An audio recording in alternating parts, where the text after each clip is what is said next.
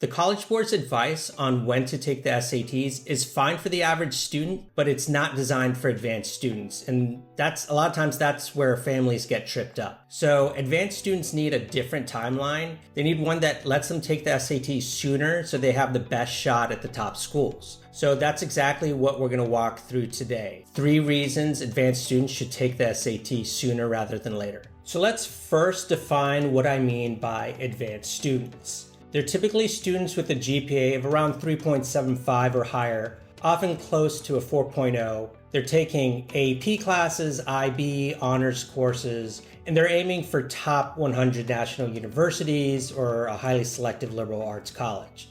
Now, these aren't hard and fast rules. They're just guidelines. So if your child has a 3.7 instead of a 3.75, that doesn't suddenly mean it makes them average. What matters is they're challenging themselves academically, they're motivated, and they're aiming to get into a top college. So the College Board recommends that students take the SAT in the spring of junior year and then decide if they want to take it again in the fall of senior year.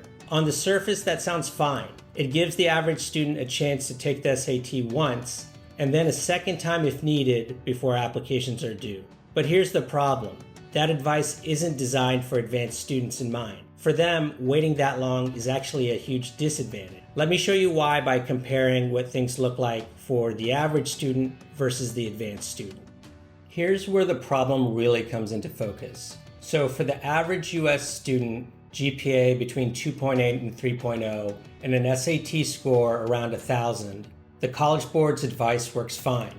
But advanced students are different. Their GPAs are 3.75 plus. They're aiming for above 1,400 on the SATs just to stay competitive. Now let's take a look at acceptance rates. That 75 to 79% is a mix of 4-year schools that admit about 60% of students and community colleges that admit almost everyone. But advanced students aren't applying to those schools. They're aiming at top 100 universities, selective colleges where admittance rates are between 25 to 30%. And that's why the College Board timeline is such a huge disadvantage for them. The stakes are higher, the expectations are higher, and waiting until spring of junior year just doesn't cut it. So what exactly makes waiting such a problem? Let's start with the first reason, the SAT math section. So here's the reality. The SAT doesn't test any higher level math. There's no higher level trig, there's no pre-calc, there's no calculus. The SAT tests pre-algebra, Algebra 1, Geometry, and Algebra 2.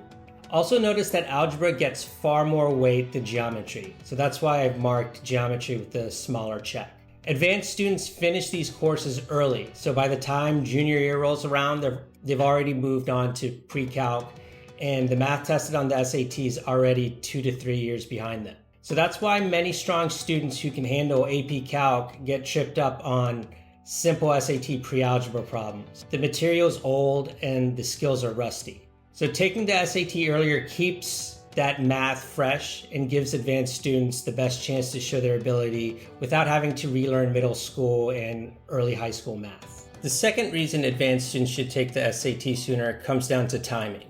Spring of junior year is brutal, and the SAT just adds to the chaos. Think about what's happening all at once. AP exams, IB exams, finals, big junior year projects, sports, and even college visits. This is the single busiest stretch of their entire high school careers. And yet the College Board says, just add the SAT into that mix. Well, for advanced students already carrying the heaviest course loads, spring of junior year is maxed out.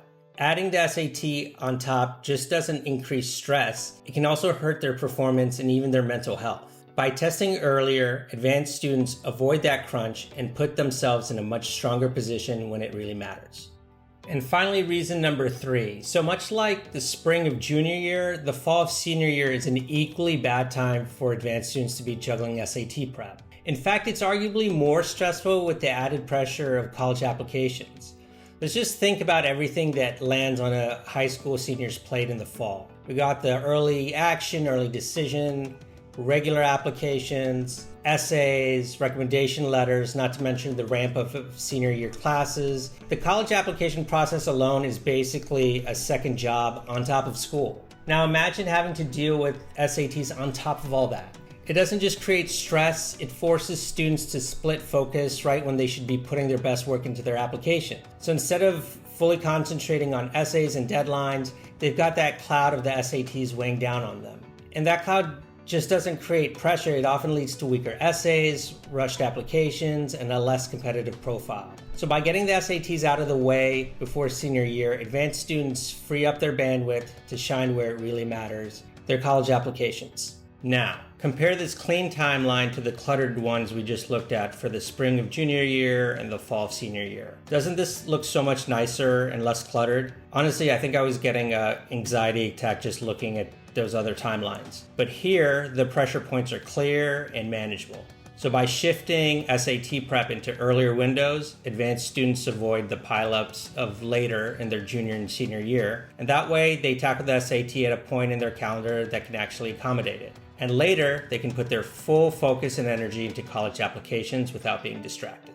So based off of the previous slide, here are 3 sample timelines advanced students can use. In the first timeline, students can start prepping at the beginning of the second semester of their sophomore year. And then they can take their first SAT at the end of sophomore year, like May or June.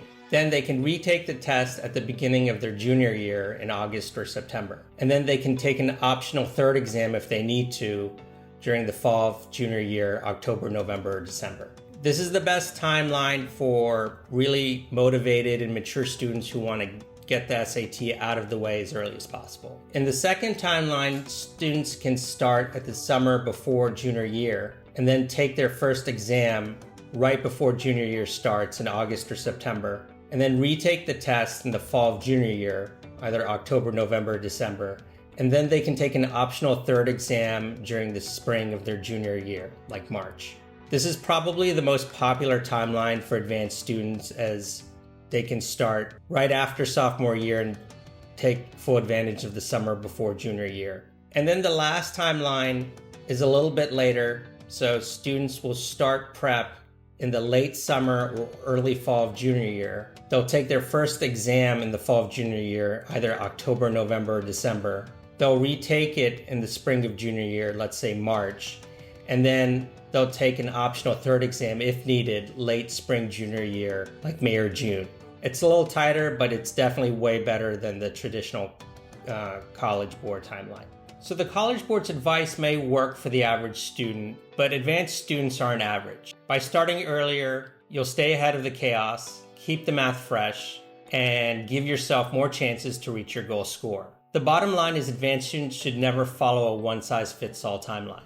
The smartest move is to test sooner, test smarter, and put yourself in the strongest position for college admissions.